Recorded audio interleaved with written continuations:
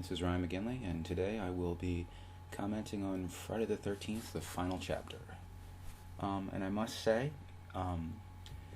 this commentary is for entertainment purposes only. I do not own this film. Paramount Pictures does, and its parent company, or its parents' company, whatever it is. Whomever owns Paramount Pictures own this movie, and I do not own this movie, but I do own my voice, so I'm going to keep the movie extremely low and my voice extremely high, so we won't have any problems. So here we go. 1984's Friday the 13th, the final chapter. Thank God they didn't keep making more of these. That's right, they ended it right here because, it is called the final chapter. So here we go. Rated R.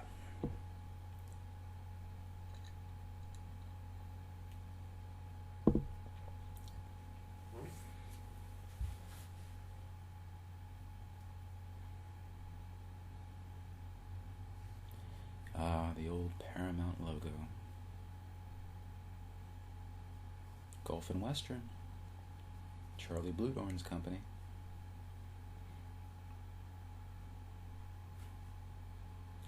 This always had my favorite opening because it kind of brings you up to speed on the previous films.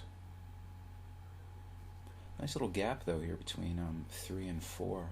3 was 1982 and 4 was 84. Which is shocking because number 3 was in 3D and it was pretty profitable when it came out.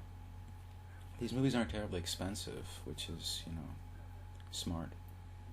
I believe up to that point, Friday the 13th Part 3 had been the most expensive one to make, probably because of the 3D technology, because as I've heard on a lot of bonus features and behind the scenes crap all over from other movies that are in 3D, it's apparently a bitch to shoot with 3D, the technology, at least at that point. I know it was popular in the 50s for like 10 minutes and then had a resurgence in the 80s. And I hear it's something along the lines of shooting with 2 cameras or doing this and doing that. They do it a little bit now, a lot now. For a while in the 2000s, the 2010s, every second movie was in 3D. But Friday the 13th Part 3, I believe, cost about $3 million. $3 million and change. And I think it grossed about close to 40. I want to say between 35 and 40, but let's say 40. And,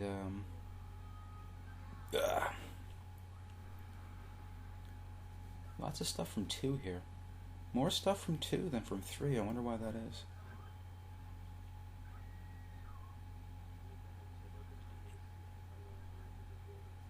Strangled with barbed wire. Terrible.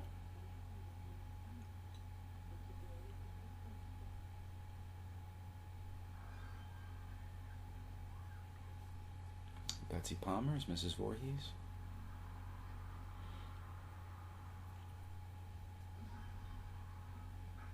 Oh, 3D shot with the spear gun. I'm not a fan of this kill. The guy in the wheelchair gets a machete to the face and then falls backwards down a flight of stairs in the rain. It's not the best. Don't care for that. Do care for that. Jason getting hung. Machete to the shoulder. Boom. 3D. And as I was saying, I think I read on Wikipedia, which, Wikipedia is not the best source, but, it sounded like the person who posted the particular little tidbit of information knew what they were talking about. But I think number 3 was supposed to be the last one. But it made so much money they decided to keep going. I don't know why they call this the final chapter. It's so, of course, there's a sense of finality to it, obviously, but, no, just call it Friday the 13th Part 4. I guess, marketing, it's a way to lure people in, saying, oh, this is the last one, I might as well go and see it. It's going to be worth taking a look at. And, good cast. You got Crispin Glover, you got Corey Feldman, got the actress from American Ninja and Weird Science, got Bruce Mahler, Fackler from the Police Academy movies, Judy Aronson, American Ninja, Weird Science, Camilla and Carrie Moore, the twins.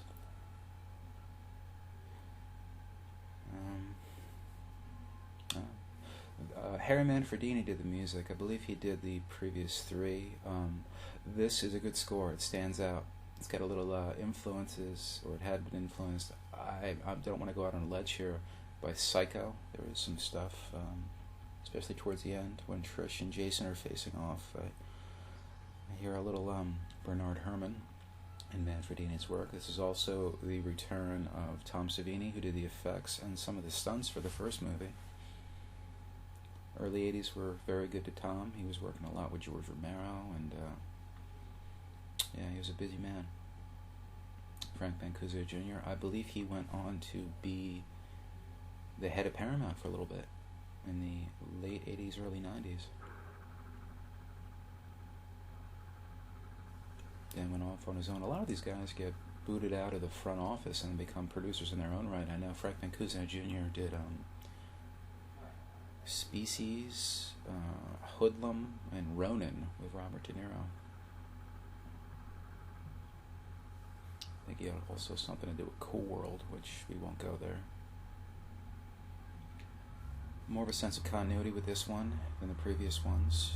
Although 1 to 2, I think, was a gap of 5 years. But I won't go into the logic of the end of 1 and the beginning of 2, because, we have really no idea who, or not who, but what had become of Jason. We see him pop out of the water, and he's still kind of like frozen in time. He's kind of like the lake is haunted by him. He pops out and drags down, oh God, I know the actress name is Adrienne King. I can't remember her. Alice is in the canoe at the end, and Jason pops out for that great scare, and I guess drags her in the water.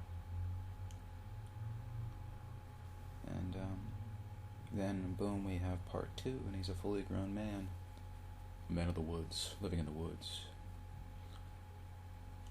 Eating tree bark and drinking puddle water. Oh, Jason's dead. But I was saying the continuity. Don't want to have a geek moment here, but you watch these movies enough, you notice shit after a while. The makeup from part 2 to part 3 the continuity was not quite there. The makeup was good, but when he bursts through the window and tries to grab Ginny,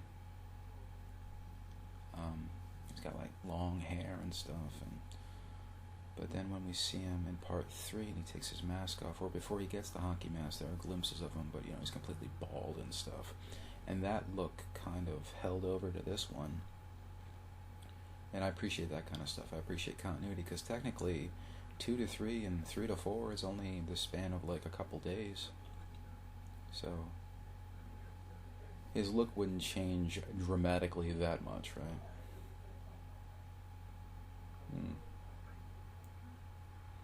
Either it's her first night on the job, or she's freaked out. She's probably freaked out. Ironically, I was talking about continuity, but Jason did not have those nails in part 3, but that's alright, because we like him.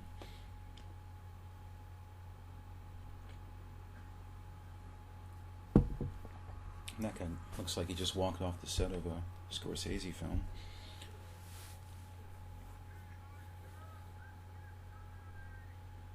Awfully New York for small town America, but that's alright. I think a lot of these movies cast out of New York anyway, so why wouldn't you? But going back to the success of this franchise, at least up to this point, these movies were doing very well. I know the first one did close to 40 mil, if I'm correct. Second one did about 20, which is still good, because these movies, like I said before, were $1.5 million, 2 mil, at the most $3 million. But number 3, up to this point, made the most. I think, like I said, it made close to 40 million. This one was no slouch. This cost a little less than 3 mil, and I think it grossed 35. And I didn't go to business school. I'm not an investment banker, but I think that's pretty damn good. I always like this shot, the POV of the ambulance drivers pushing the gurney with Jason on it.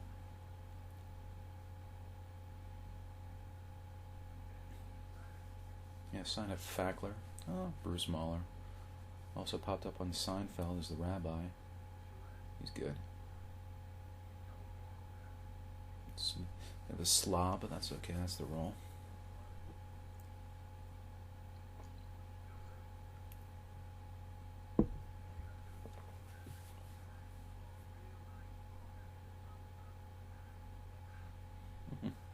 What did I do? Oh, like I'm the pig.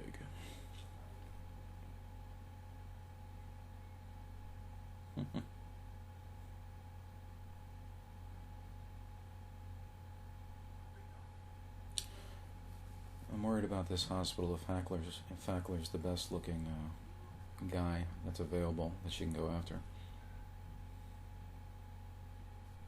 Not a bad looking dude, but he's a bit of a perv. And in case you didn't know, Jason is still alive.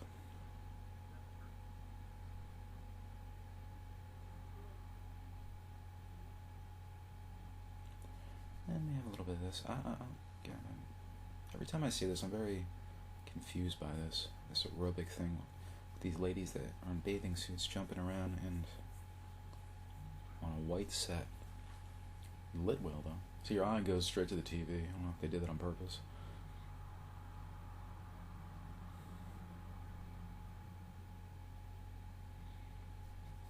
What kind of TV is that? Didn't say. Little misdirect. You think it's Jason getting up, but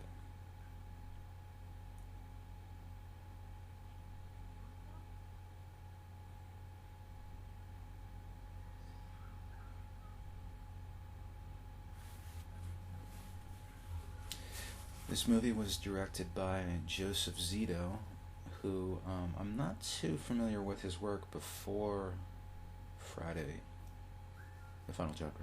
I know he worked with Tom Savini. I think he had something to do with a movie called The Prowler, and Savini did the effects for that. I have not seen it, though, so I can't really tell you that much about it. But after this, Joe Zito kind of was off and running. I know he hooked up with the Cannon Group. Excuse me. Started working with them on Golden Globus, and worked with Chuck Norris a handful of times. Directed Missing in Action and Invasion USA. And there's a wonderful documentary called Electric Boogaloo, the wild untold story of Cannon Films. And for those of you who are superhero fans, Joseph Zito was the original director of a Spider-Man film. Golden Globus bought the rights to Spider-Man, Captain America, and Superman back in the 80s. And Joe Zito was going to direct a version of Spider-Man. But I thank my lucky stars we didn't get that version, because the people involved didn't really... I don't know if they actually read the books, but it was not going to be the Spider-Man that we have come to see on the big screen now. But anywho, Joe Zito was going to do it. And I know he worked with Dolph Lundgren on a film called Red Scorpion. I think possibly the making of that movie was more dramatic than the actual film itself. And Joe Zito, after that, kind of didn't really do that much. I'm sure he's worked. I'm sure he's a working director, but nothing really stood out like his work during this period. It was more prolific during this period, let's say that. Failed makeout session, once again because of Jason's hand.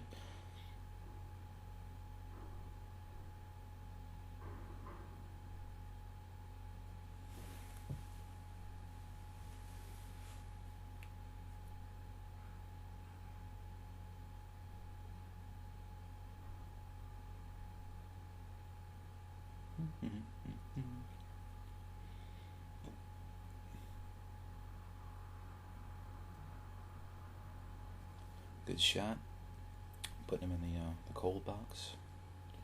I hear they achieved that steam coming out of his mouth. Ted White, who played Jason in this, and does it very well by the way. Ooh, that's lovely.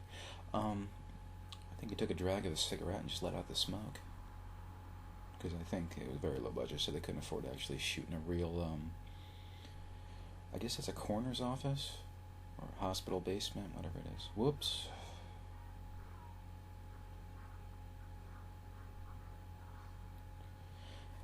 Yeah. I was remarking to Matt the other day that this is a very violent film. Comparing this one to A New Beginning, this one's like, yikes. New Beginning, I still say it now. Even the rated R version seems as if it was edited for television. Oof. I believe, according to the history of the MPAA, and I think you'll hear this on the commentary that Adam Green and Joe Lynch gave for the official release of Friday the 13th, the final chapter, a couple years back, right after this movie, the MPAA really started to tighten the noose on slasher films. So this was nowadays they're violent again, but around the mid to late 80s, especially if you look at the Friday films after this, after number 4, very tame. Very tame. I was watching number 7 the other day, and it's like, oh my god. You got the lead off, you got the lead off, you got the lead up, and a hint of something happening, and then it's left to the imagination.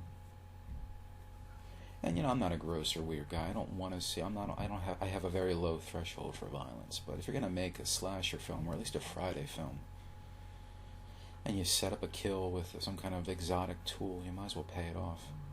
Bah! Oh, it's Corey Feldman. Put the mask back on. Just kidding. I like Corey Feldman. Look at that hair.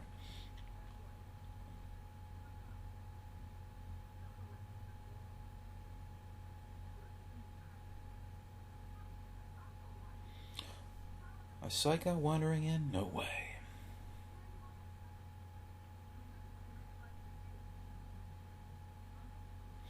Now, I never knew if this was the Jarvis's vacation house or if they lived out in the middle of the woods. Killer country.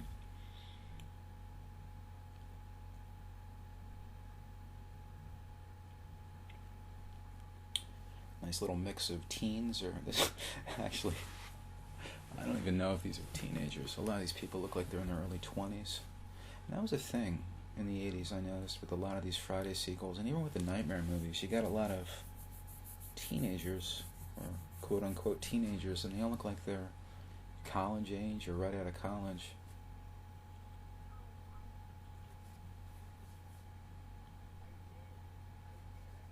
I often wonder if they really did.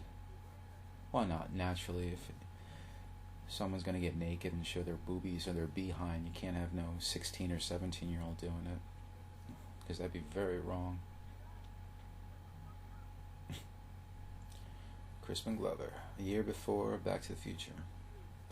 And Teddy Bear, I saw him in Peter Bogdanovich's Mask with Eric Stoltz, and I believe another Golden Globus kid. He was in The Last American Virgin. Teddy Bear.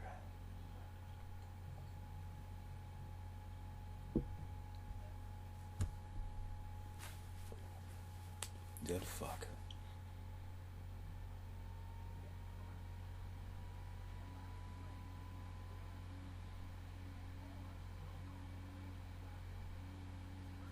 I did not say it. The computer did.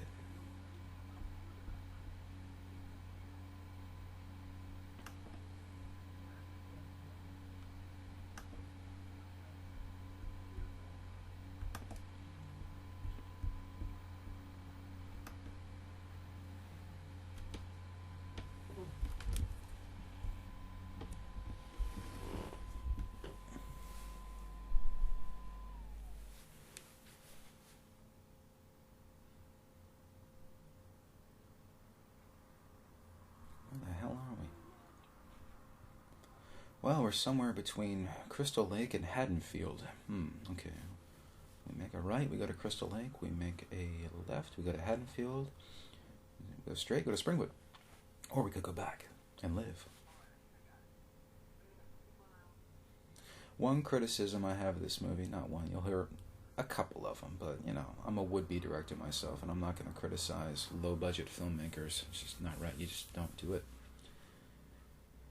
It always looks so dreary in this movie. I don't know if they did that on purpose as a no, there's a little bit of a sun, but it still looks like it's overcast. Like it's about to rain, or just finished raining or something. It's not a very bright movie.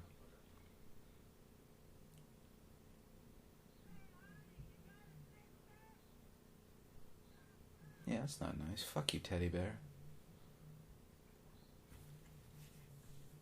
What the hell did she do?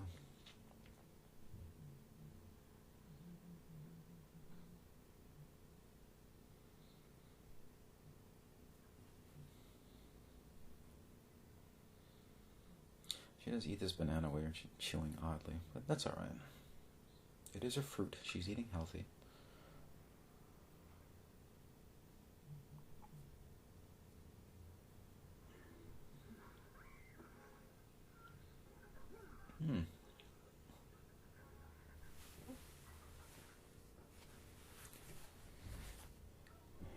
At home with the Jarvises.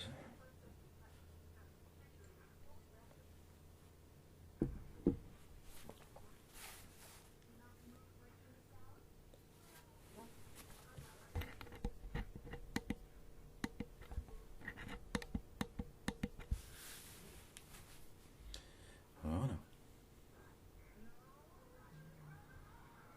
See, I'm not sure if that's cute or weird. Let's go with cute.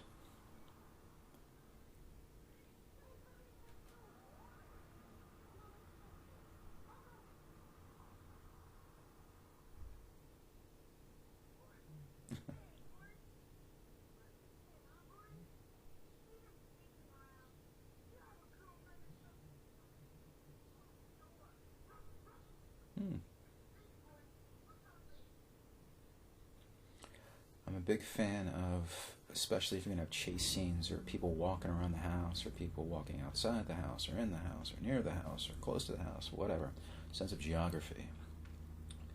And we get a pretty good sense of where these two houses are. And right across the drive from each other. It's definitely important for later. I wonder if Josito insisted that these people spend time with each other before the filming. They probably didn't have a lot of rehearsal time or pre-production. These movies are often slapped together very quickly. And, but long story short, not to be long-winded, this particular group of young people seem to get along very well. Like there seems to be a history which, depends on the performer. You can act it, but it certainly helps, especially because I did start out in the theater myself, to kind of spend time with the people you're going to work with before, to get kind of attempt to get chemistry, because it definitely, if you got it, it's visible on screen and people do appreciate it.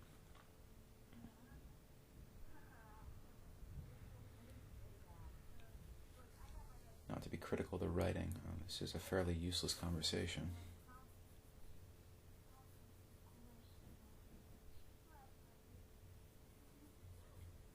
So, and I'm sorry to be prude, to sum up this conversation between these two friends, Sarah needs to be looser in order for guys to like her.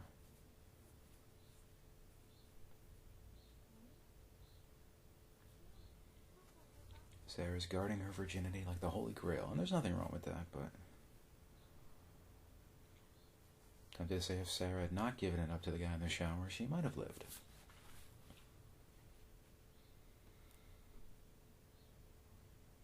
Must be so boring there. 6 a.m., Jesus. Now, Mr. and Mrs. Jarvis are separated.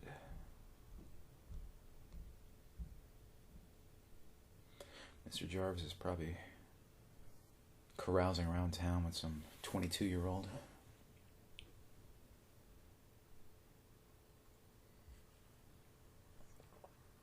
And undressing in front of a window, just like in real life.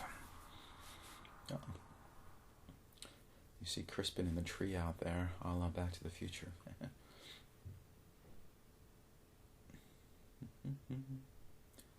Ba-boom.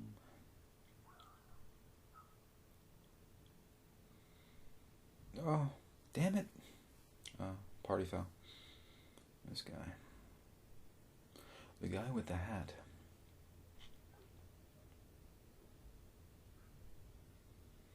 Mm-hmm.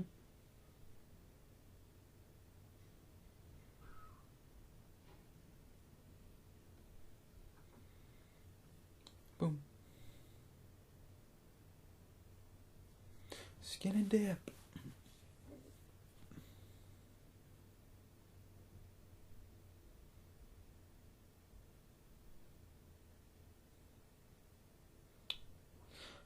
My horny little boy. Oh, come on, Ma. Leave the window open.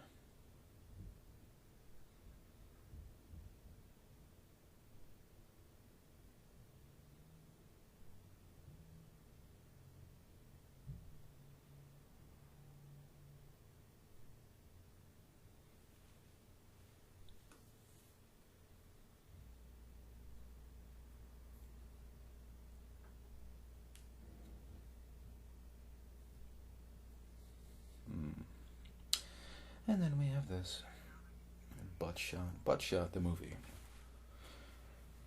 Crispin buttoned all the way up to the top. I wonder if that's symbolic of his character. Maybe he's a little bit too uptight. Him and Sarah should get together. Dead fuck. Ah, Walkmans. I miss Walkmans. See, once again, the weather. It looks like it's very dreary out. This $2.5 to $3 million movie can't exactly wait for the magic hour. Oh, there's some sun. Oh boy. You got double vision. Yeah. Ooh. Teddy bear, front and center.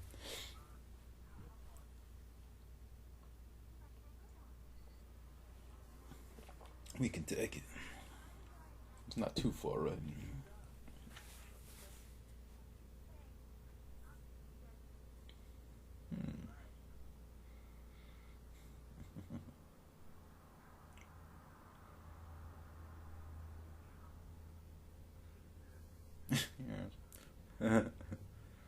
Oh boy, look at those shorts.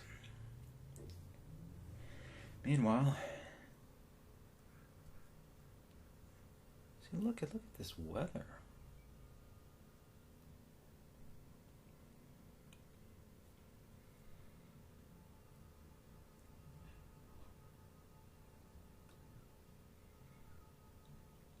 This always reminds me of the first Halloween with Jamie Lee Curtis, where she's walking home from school and she's looking off in one direction, and then she bumps into Sheriff Brackett. But instead, this time, Sheriff Brackett is the branch of a tree.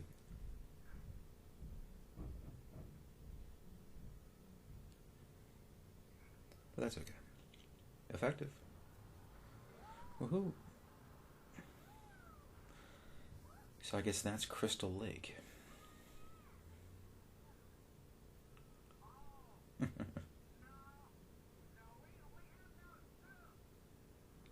What are you doing in the lake? Rockin'. Hello.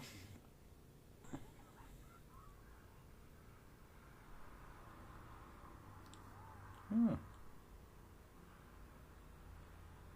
Oh yeah, teddy bear.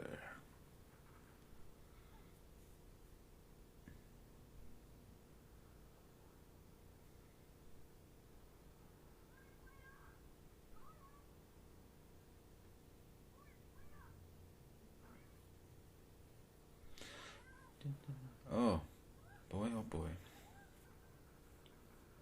It kind of looks like Crystal Lake from the previous films. There's too much male nudity, damn it. No, Crispin, don't do it. No, don't.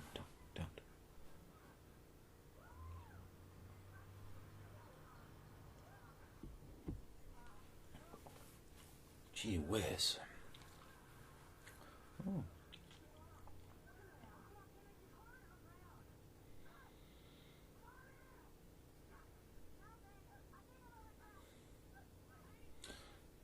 That lake is cursed. Anyone that swims there dies. See, that's why Trish lives. She doesn't go in. Tommy.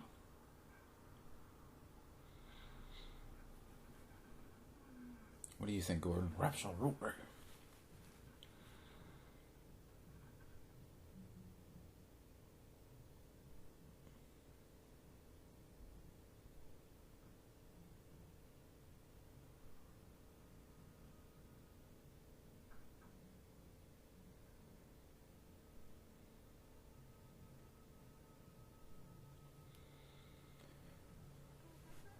Of course he can. He's Tommy Jarvis. He can do anything. Even kill Jason.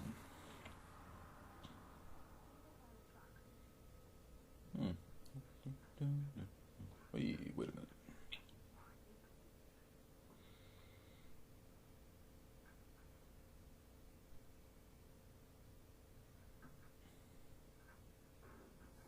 Doesn't look bad on DVD. I don't own the Blu-ray. Maybe one day. But for years I had it taped from Channel 6's Saturday Night Movie. Channel 6 is a local Pennsylvania affiliate or Philadelphia affiliate of ABC. They were very nice to show it. And then I picked it up on VHS, glorious VHS. Had that for a couple of years, and then I picked this up. Lighten up, Sarah.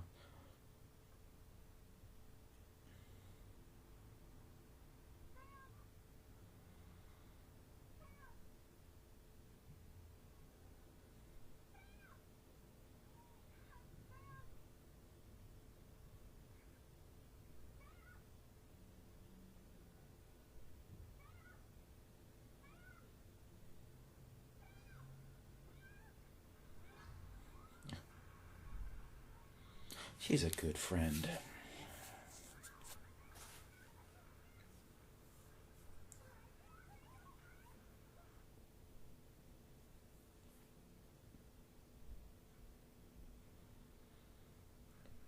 That's the same shot before he killed the hitchhiker.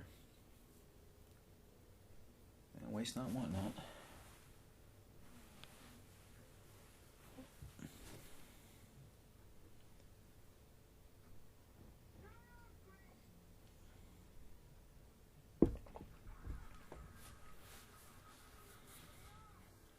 This is back when you can fix cars and not need to pay hundreds upon hundreds of dollars to get a microchip replaced in the dashboard. You could kick it and they'd start.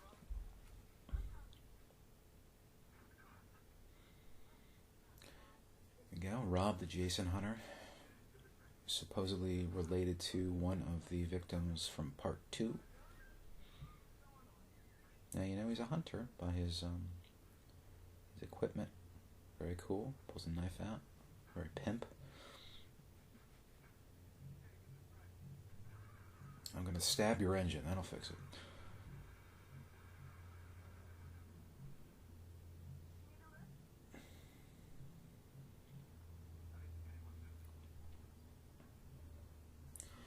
Like I said, he's got the equipment. We know he's hunting, but we don't know what he's hunting yet. He tells Tommy bear. Well, Jason is kind of a bear.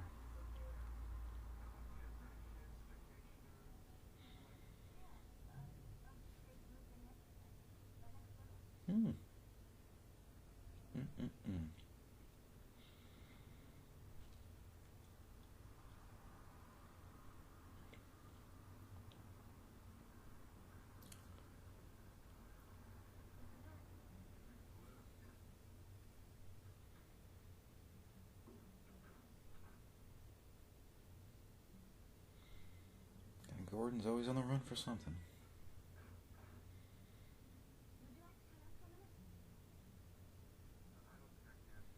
Sure you can.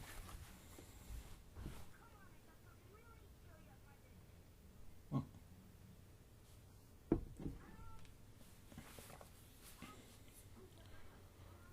Oh, just some serial killer we found on the side of the road. No big deal.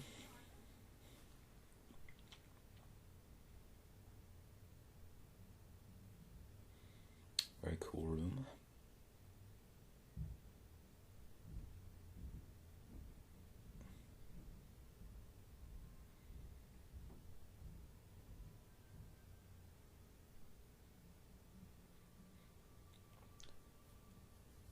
One of my favorite films that Tom Savini worked on was Creepshow, and he did Day of the Dead and Dawn of the Dead. He was also Sex Machine and From Dusk Till Dawn. And yeah, I know Tarantino and Rodriguez love him. Seems like a cool guy.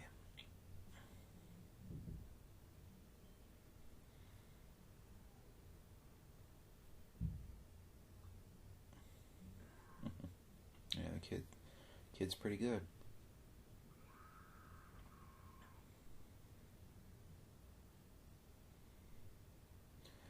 Oh, Crispin, what are you up to?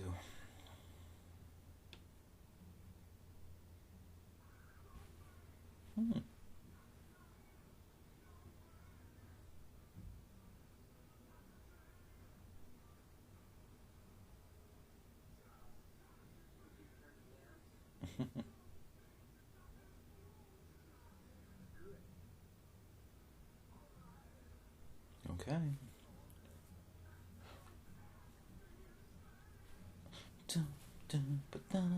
Jesus.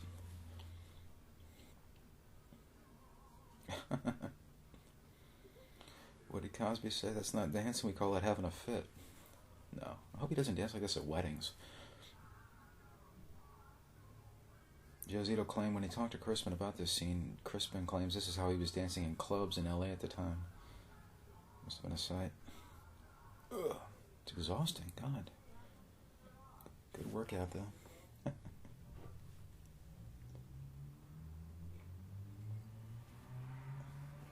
Oh, he's so romantic.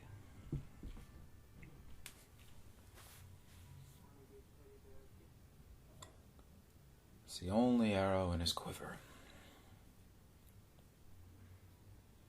Yeah. He's a real gent.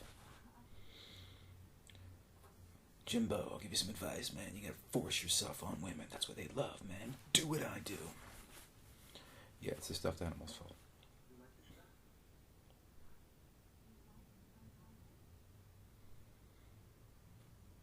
See, this guy doesn't have to try. Women are throwing themselves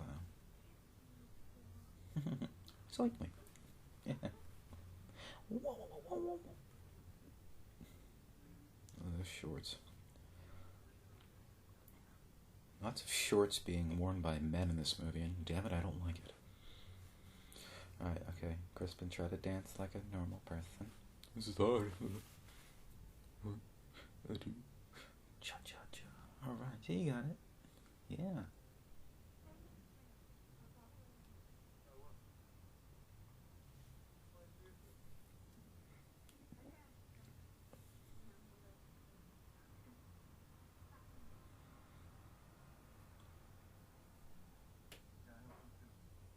You get a little bit of backstory here. You find out that Ma and Pa Jarvis are separated.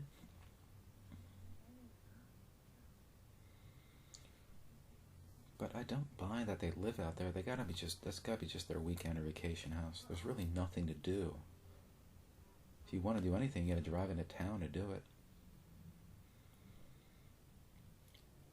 And Tommy seems perfectly satisfied with just sitting his ass in front of the video games all the time, but Trish has gotta be bored. Oh, she likes him. She's smitten. Bye. Oh boy, he's pissed.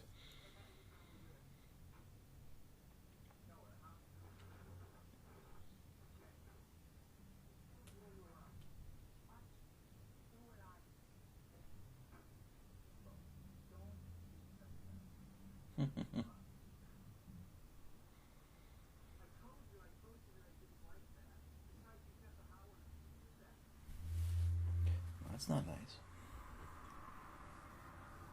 Classic.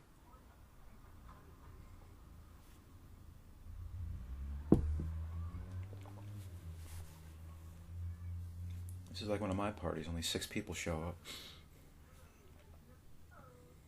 You hold this, Jimmy.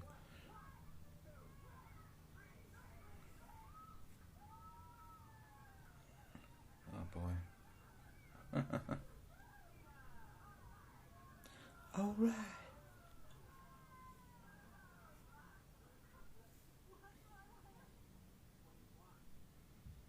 I want you. She's got beer all over the back of her. Jesus.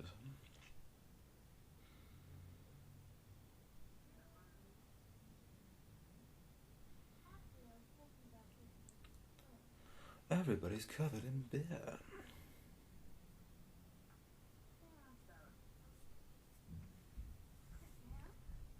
Her outfit's very 80s. That's okay, because it was the 80s.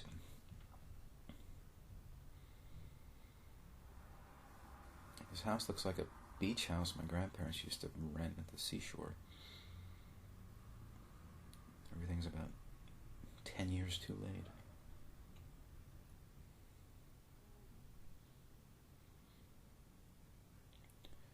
She's kind of a bitch.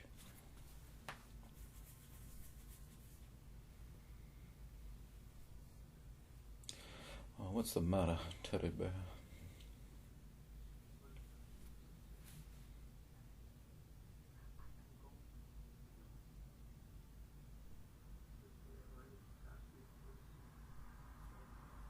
That's not nice.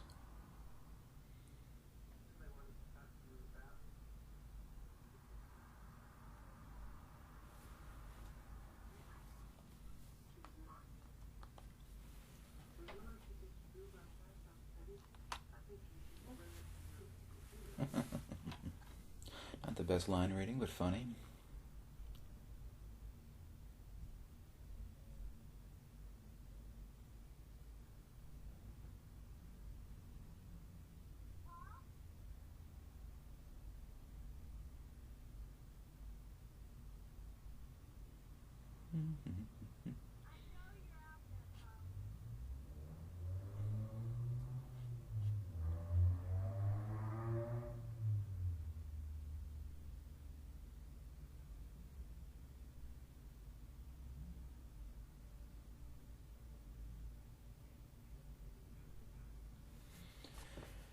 Now, what always bothered me, is this Crystal Lake, or is this just... Because they were walking for a long time to get there earlier in the... I don't know why I'm analyzing this. This isn't Citizen Kane or The Godfather, but it seemed like this is kind of a cheat, because they were walking for a while, and apparently they were walking so long that Sarah had to go back and get the car. And then, I guess this is Sam. She's just here in a matter of minutes. But we won't challenge it. It's a movie. It's not real life.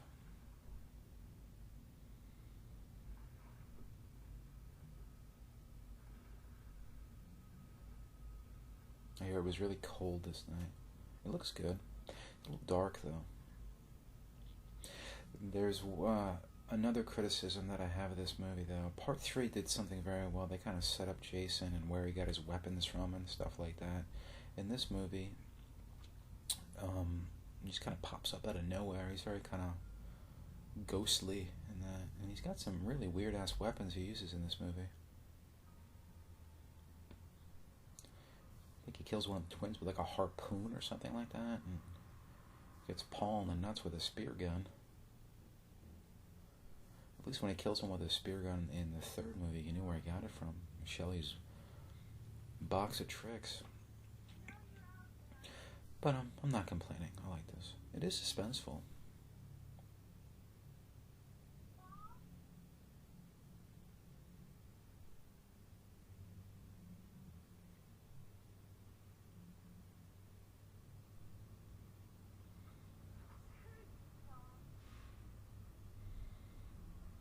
Oh.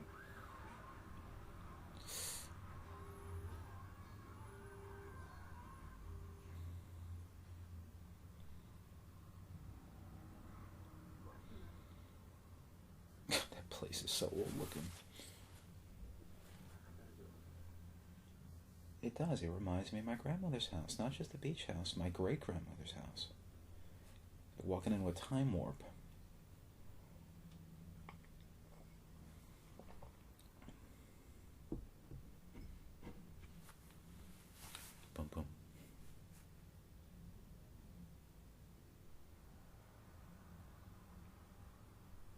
Maybe there's a shortcut to the lake that they didn't know about.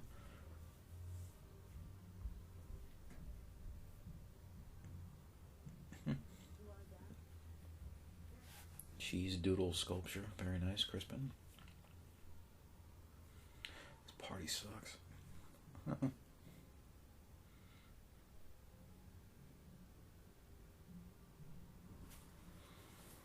There was a deleted scene where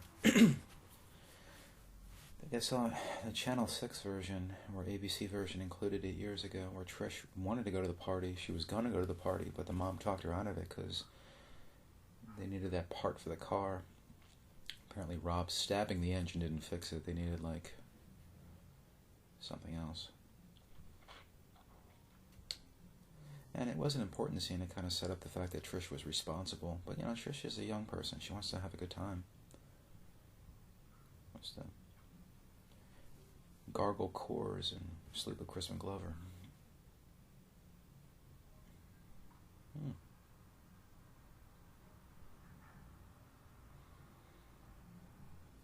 Oh, no. Right. Who's a dead fuck now, teddy bear?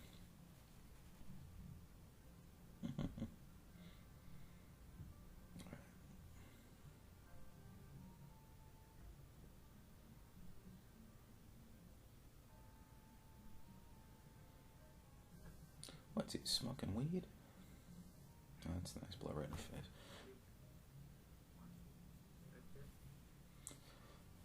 God. I think he might retire that line, teddy bear. It's not working. Here we go. He made it to the lake in about 2.5 minutes. Secret shortcut time portal. Ooh.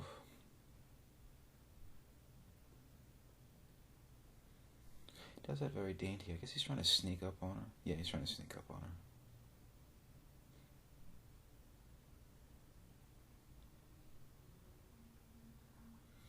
This part always reminds me of Jaws.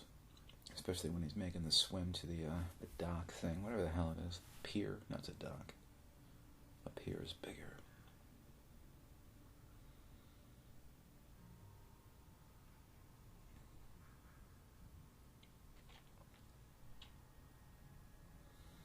Now, we know what happened, but he doesn't. I think that's a trick that filmmakers do, you know.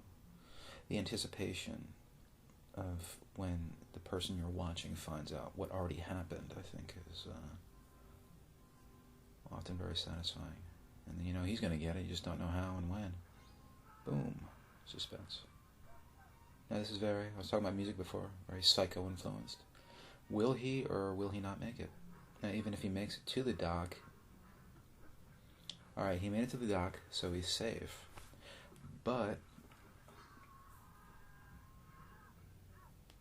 ooh, Jason and his superhuman strength. Now, were the filmmakers or the writers and Zito trying to say something with that kill? That guy seemed to be a little bit too oversexed. He not only had a girlfriend, but one of the twins wanted to get on him, so was him getting it in the junk kind of symbolic of something else? We will never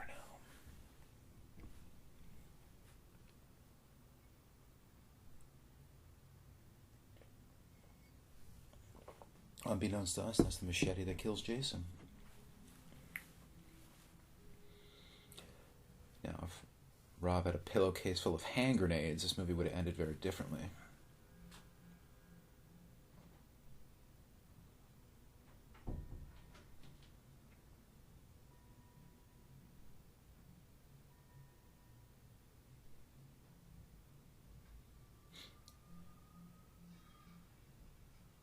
Uh-oh, something's up.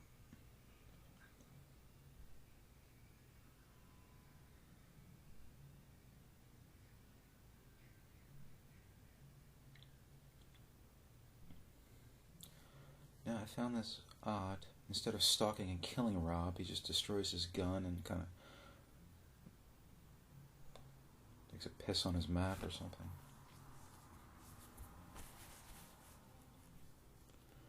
The hell?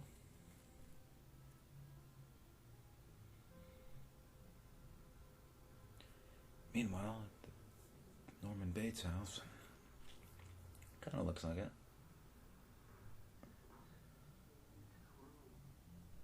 Okay, dead fuck.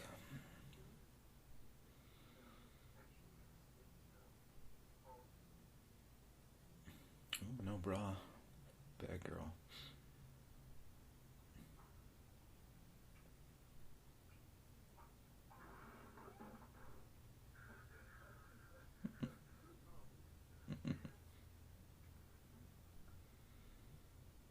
Oh boy.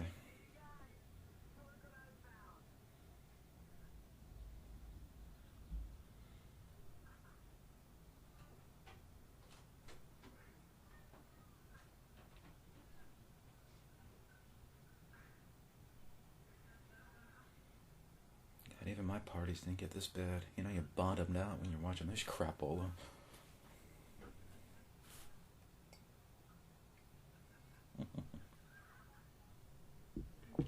Right now, do you want to give Teddy Bear a kiss?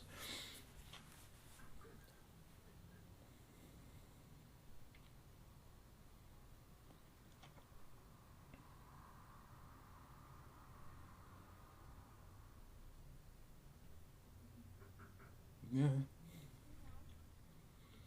He looks like he's half asleep.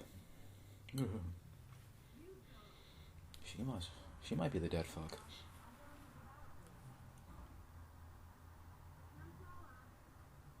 Oh, sisterly love.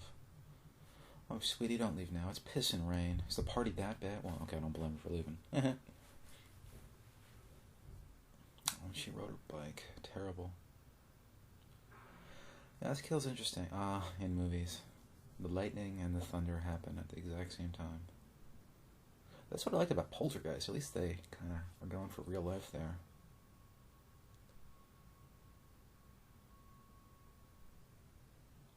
Is somebody at that upstairs window? Never noticed that before. Yeah, somebody just walked away from the window.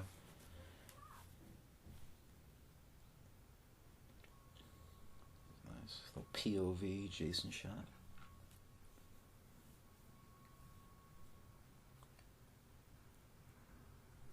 Is that a harpoon? And right after this, he's gonna get on the boat to go get Moby Dick, right? That wasn't necessary, I don't think.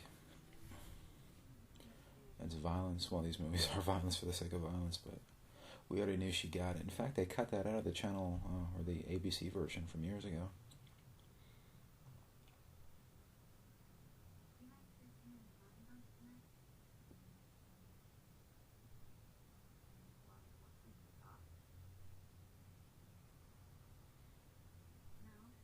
Okay. She's turned the corner. She's going ahead with the sex. What's your name again? What is his name?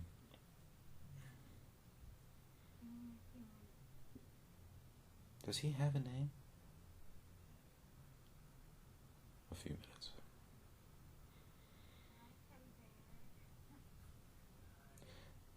Do you want to get that back?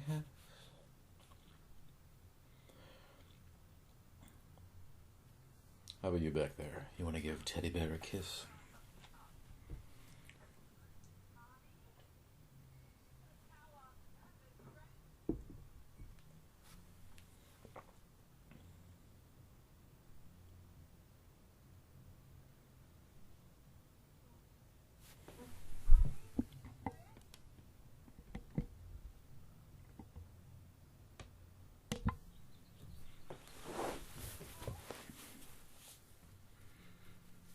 I never liked the fact that the mother died.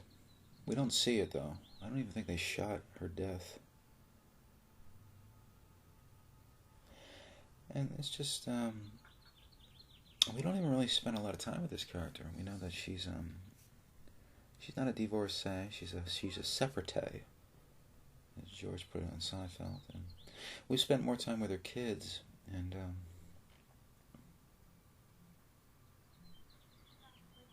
no, but no one wants to see a nice mom get murdered by Jason, so thankfully they didn't show anything.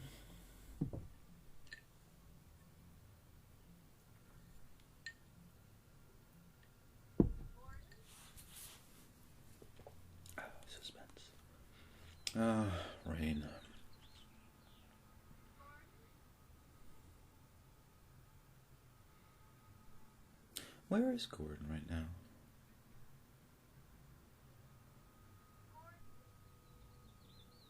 Is Gordon with Tommy and Trish too? But she would have known that. Quite frankly, I want to know where the hell Gordon is.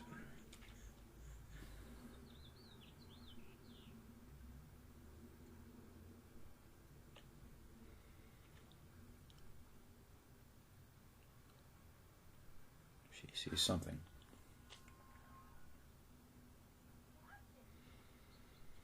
Now, if you watch Part 7, The New Blood, Trish is wearing pretty much the same exact outfit of one of the other characters in Part 7. So, an homage or something. Part 7 also had a recap before the credits, too.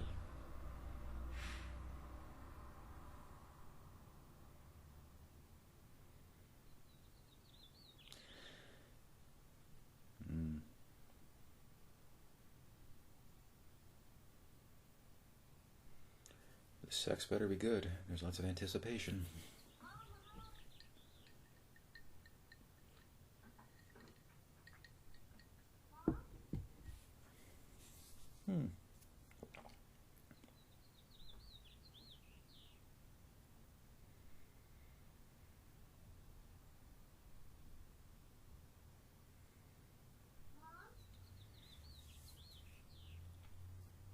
As I said before, it's a very dark movie. Jason killed the power, but they didn't show it. A little later, they show them trying to make a phone call, and he just pulls the phone box off the wall. See, this movie's very aloof. Shit, I mean, I don't mind it. It plays well, but lots of shit happens, and you don't really know why.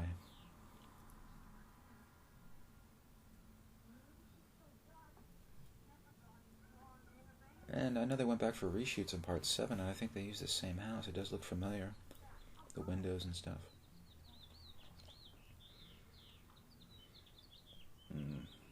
He never got his hair cut.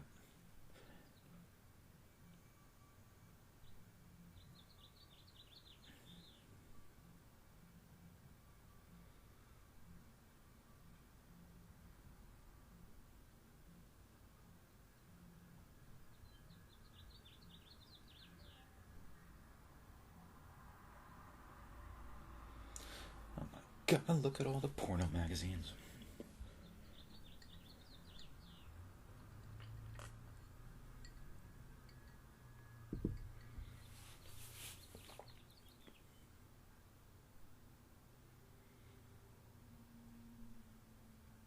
They use this shot in Part 7. There's a lot going on. Lots of shared or common ground between 4 and 7. Weird.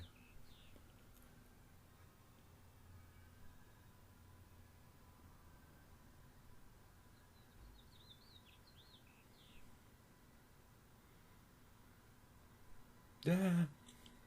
It must be Jason. Die, tent. Oh.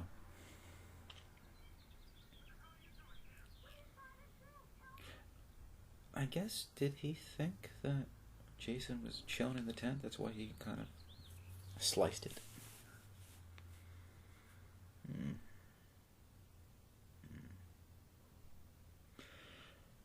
Alright, moment of truth. This is the most important part of the film. Was he, or was he not, a dead fuck?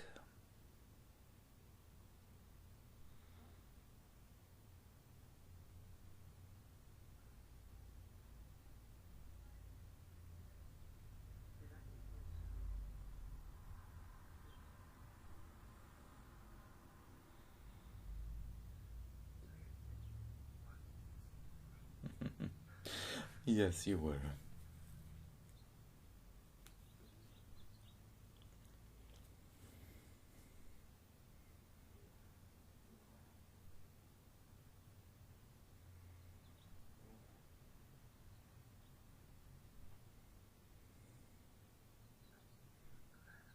Oh, yeah, right.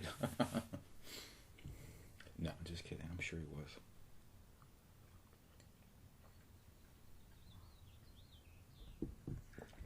Got a lot to prove. I'm sure he worked very hard. Foreplay probably lasted longer than the sex. Oh. Oh, teddy bear. Footage of one of William Randolph Hearst's parties.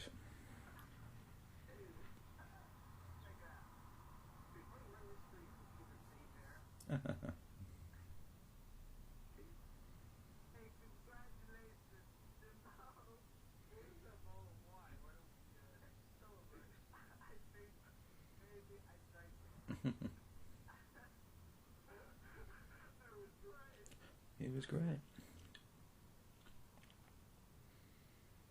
See, this is what I was saying before about knowing Jason's location before the actual kill. I actually don't mind not knowing where the hell he came from. Was he just chilling in the corner of the room?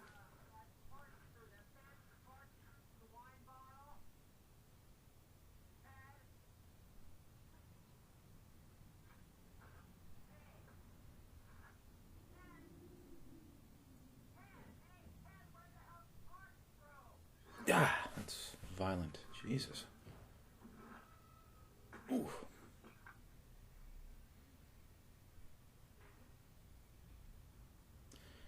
Dead fuck, where are you?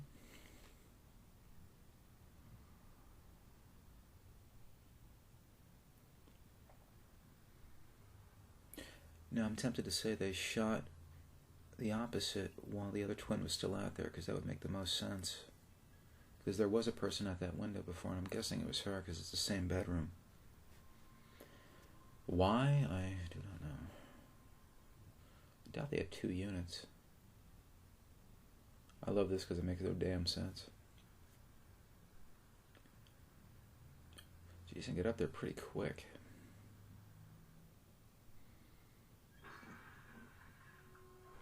Launch. Slow motion, I love it.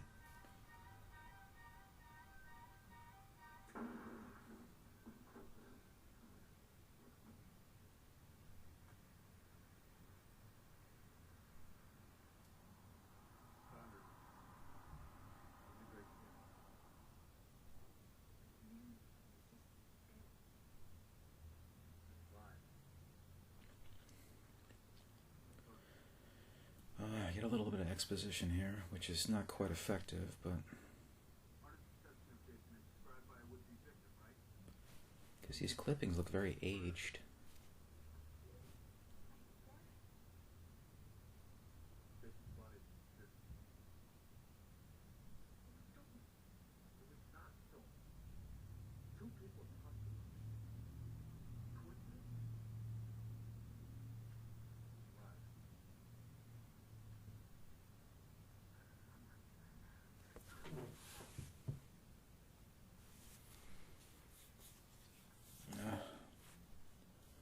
More dark corners of this house.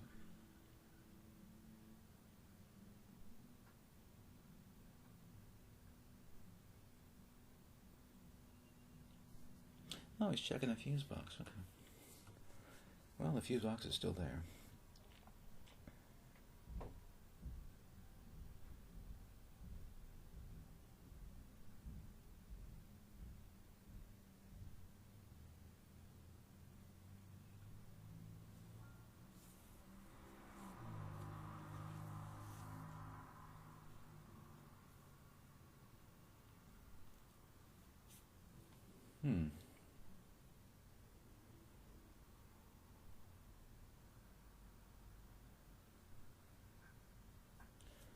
Meanwhile, teddy bear. Oh.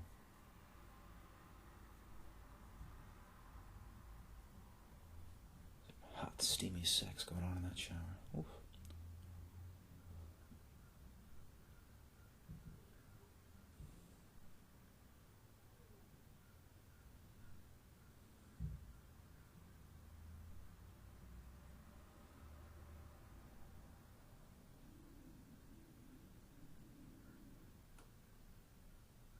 Oh.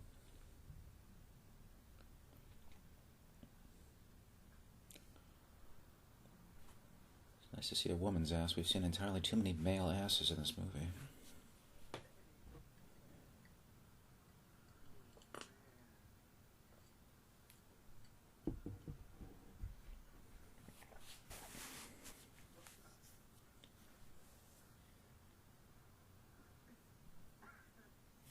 what the teddy bear should be doing is kind of reflecting on maybe his way of, talking up women is, not the most effective. Maybe he should, reassess the situation, so to speak. But no, he's watching this crap. Now, did Jason do that and then sprint across the room and jump behind the screen?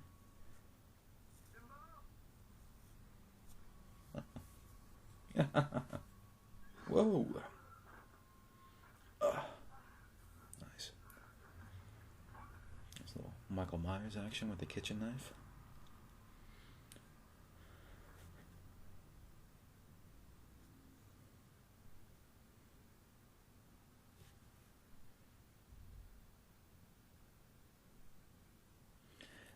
Her attempt to not be nude for the camera.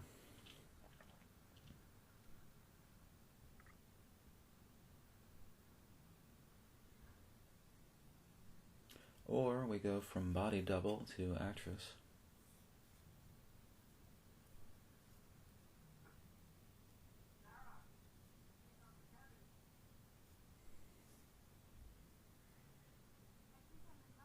I think we should see other people.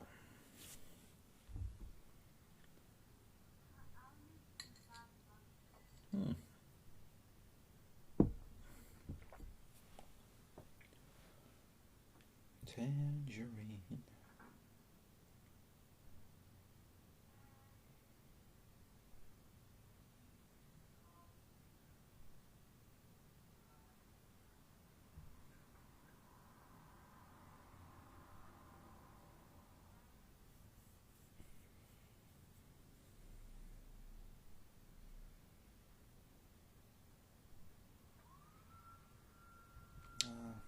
Convenient.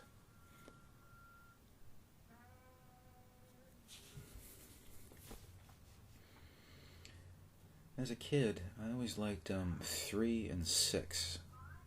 I don't know. Thought there was something cool about the first movie where Jason got the hockey mask. And 6 I always liked because he rose from the grave. And it was, I think, an attempt by the director to kind of, not poke fun at Jason, but just kind of make things a little bit more comedic. And a lot of people didn't like it, but I didn't have a problem with it.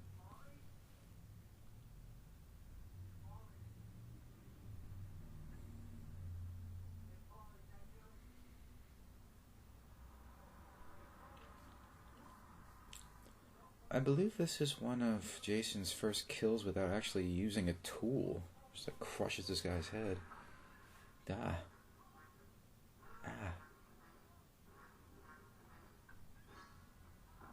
Duh.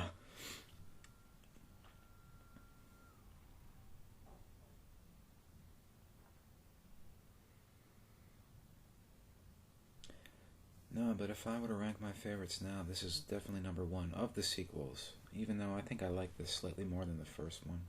I think the first one drags like a mother. Plus, even on Blu-ray, it's very dark. I don't know if that was its purpose or just the film stock they used, but the first one is incredibly dark. This one's dark too, but, it's a nice little, delicate balance. Not enough to have your head crushed, but he fell forward, throat first, on broken glass. Terrible.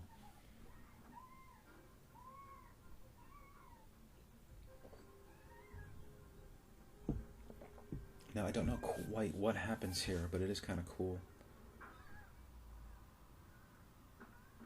He threw it through the door, I guess?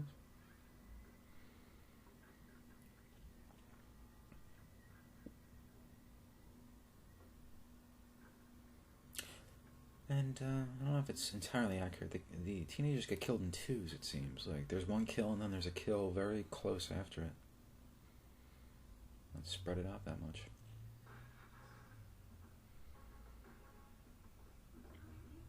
Was that necessary?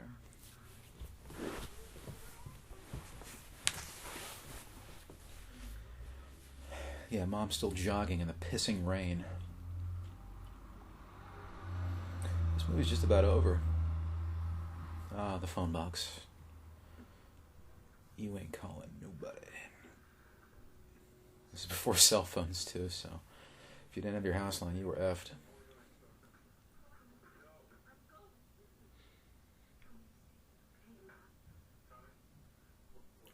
Hold down the forward sign.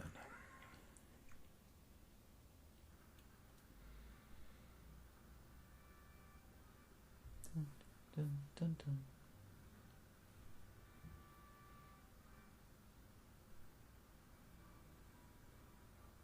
This movie does drag a little bit, but no, not as bad as number one, I'd say. And plus, I always tell this to my buddies, the reason why I like this one is because I think the kills are very creative. You can tell it was done by an action director.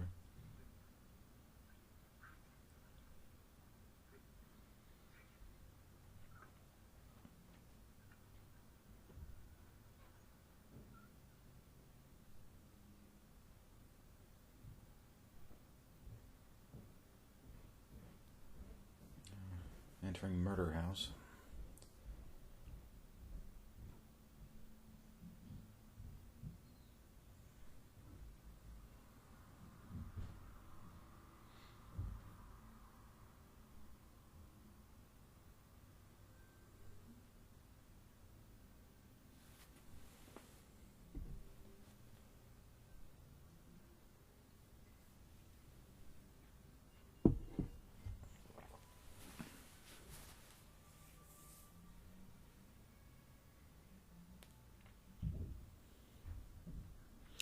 I believe, and if you, for those people who are listening, the 15 or 20 of you listening to this, if you don't own the special edition or deluxe edition of Friday the 13th, the final chapter, go out and get it, because the commentary by Adam Green and Joe Lynch is much better than mine, by the way, but yeah, they got a lot more fun facts here, probably because they they might have downloaded some stuff from IMDb or Wikipedia. Me, I'm just, speaking, just spontaneously. Ooh, alright.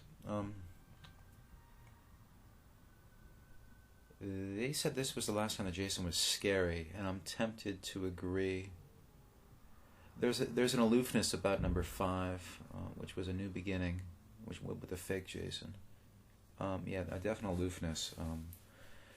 And I don't know if that was done on purpose or if it was unintentional, but this one, it promises and it delivers. We have a Friday the 13th film, and in the end, we believe Jason is dead, so it is the final chapter. But it made some bucks and decided to keep going, and every movie after this one made less and less and less. And I think that's not totally the fault of the producers or Paramount Pictures for just milking the cow for as long as they could, or going back to the well for as long as they could. I think the marketplace just became oversaturated. Now, does Gordon jump out the window out of fear, or does Jason toss him out the window? Because Jason moves like a goddamn gazelle in this movie. If he was up there and he threw Gordon out the window, how does he get back down? Because he's in the basement. Because he pops out and attacks Rob. So I really don't know what the hell happened with Gordon.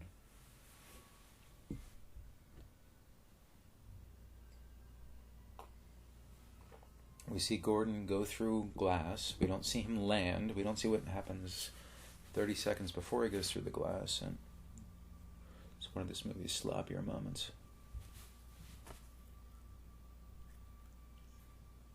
Now, Murderer Strikes Cafe, that clipping Tommy's holding, that was part 3, I'm guessing.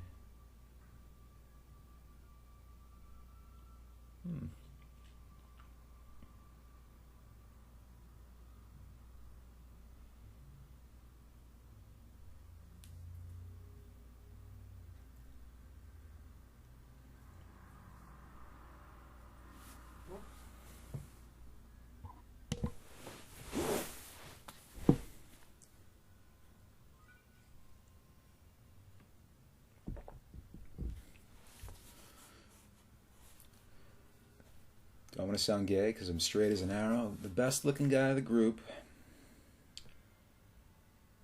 not only gets his head crushed, but falls forward onto broken glass and now is found staked to the friggin' wall. So I don't know what that says. But once again, and I'm not the first person to say this, this goes back to slasher films, serial or mass murderers who find the need to display their victims.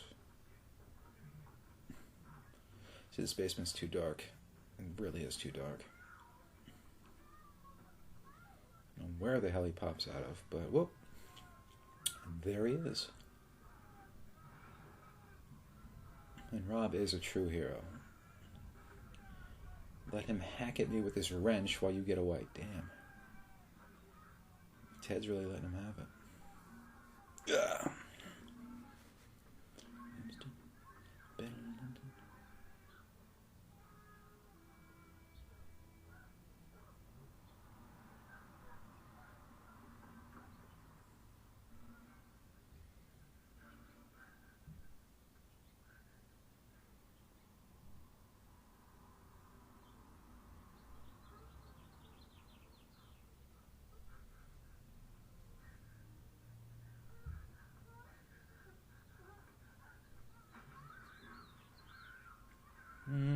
Ooh. Not sure if I said this. I might have said this on the previous commentary or the alternate commentary I did with my buddies. Jason gets his ass kicked in this movie.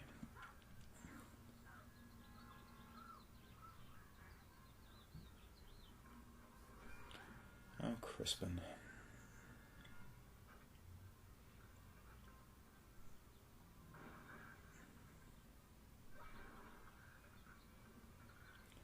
Trisha's a badass.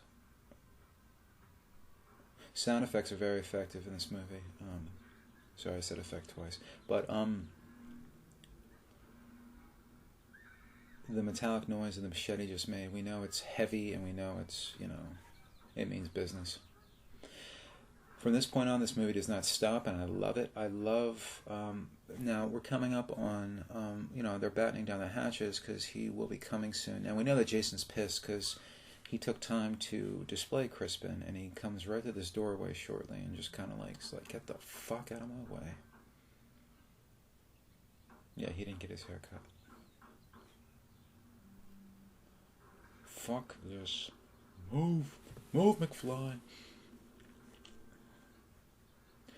Now this is number 3 of Jason the killer throwing people through windows. And this is my second favorite. It's nice. You can tell the framing of the shot was perfectly set up for that moment. But Jason's doing something he hasn't done before. He's distracting Trish, and he popped through the second window. Nice. Jesus. She is whacking him with that hammer. Gah.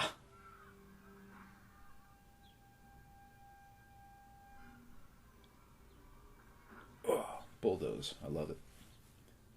Jesus. Good shot. I love that. You're going to hear a lot more. I love that for the rest of this movie.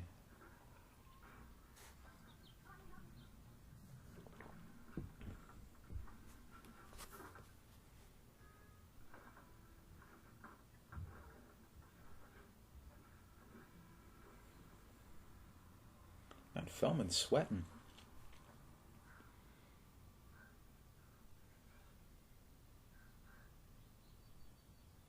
Never want to hear this kid, he doesn't have anything. Never ever want to hear him say it because he's got a computer over there. I think he's got like a CB radio. Yeah, this kid's got some stuff. Like I said, Jason moves very quickly in this last part. He runs all the way back downstairs, grabs an axe, and starts chopping away. And, by the way, not to nitpick, but I gotta say this, because, I'm doing this for a reason. I'm a fan, but even things that you're a fan of, you can criticize. He walks through the neighbor's house, the young kid's house, and moves Crispin's body and walks across, and they're still locking up, and all of a sudden he's got Rob's body. I did not see him drag Rob's body out of the basement. Well, once again, movie logic. Yo!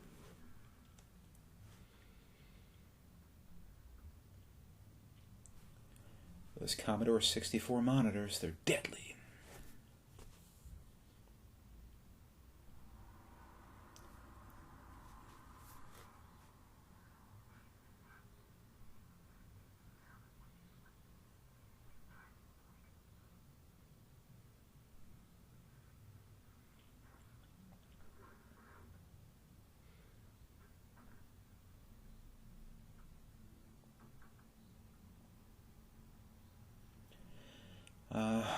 old staple of the heroine walking right past the killer.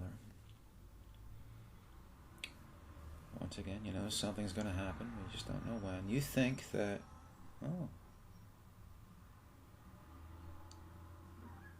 Jesus.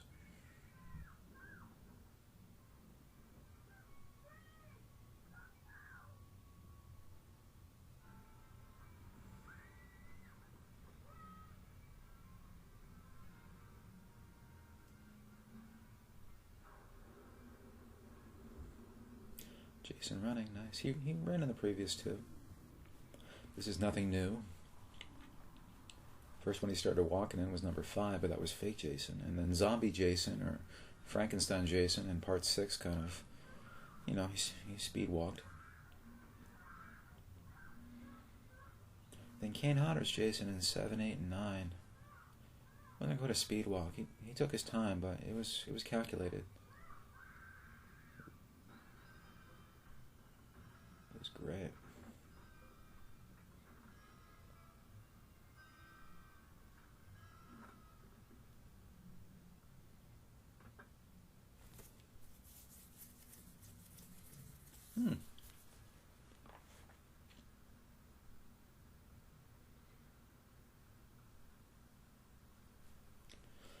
Oh, will it ever stop raining?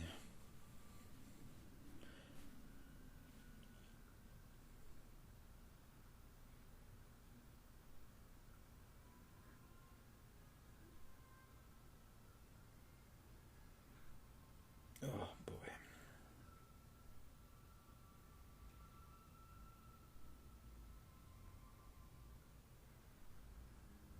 Slow-mo.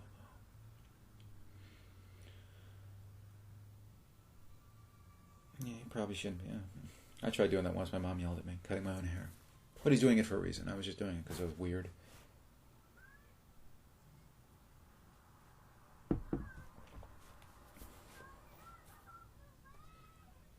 I love this. We're at the point where it's just knock down and drag out. Fuck. Oof.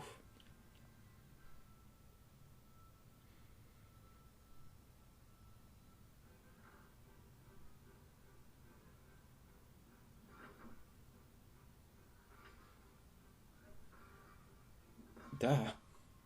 A reverse shot. Like I said before, Jason gets fucked up. She just like, oh god. Separated his hand. Yeah. Now, I was always a little confused about what happens here, but, okay. There's a deleted little shot of something. She buries it in Jason's chest, he pulls it out and chucks it against the lamp. That's why there's suddenly no light. Because I always thought he hit the lamp with his hand because he was pissed, but he pulls the machete out of his own chest and kind of chucks it at the lamp.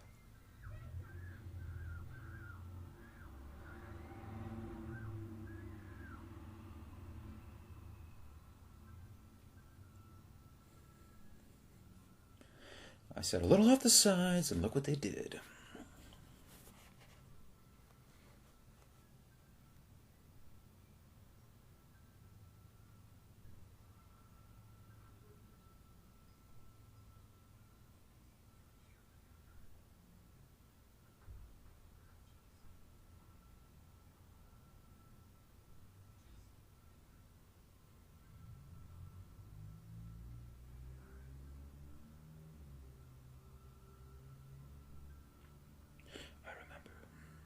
Remember.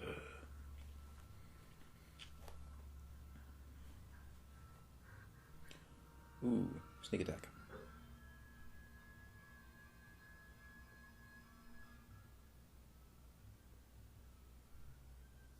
Jason ain't bald. He's got a little bit of hair in the back.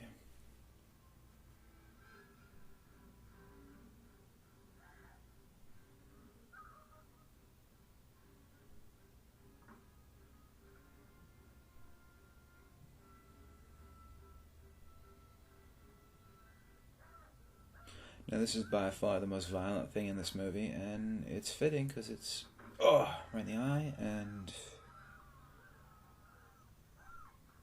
this is god awful, but it's necessary. Oof, that's the dummy. Ah.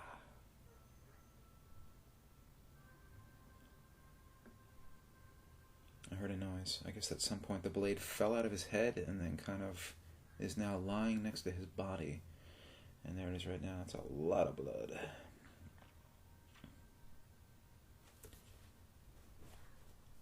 Tommy's pretty badass.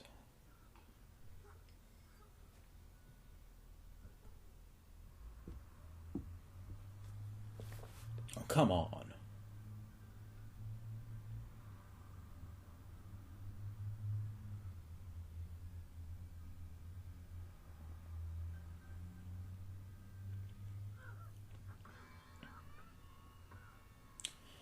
Trish, she's not crazy. Well, maybe a little bit.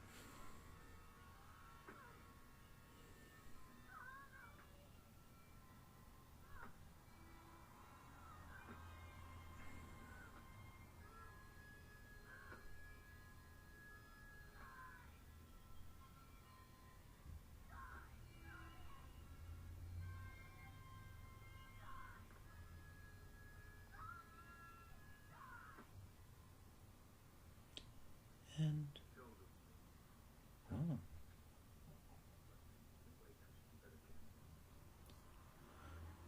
Sheriff Beerbelly. Yikes. J.W. Pepper.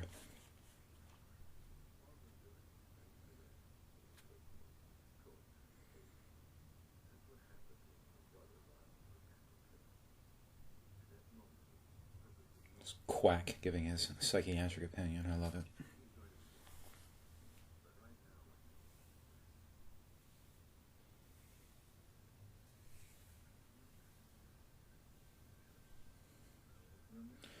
Coming in on the end, folks.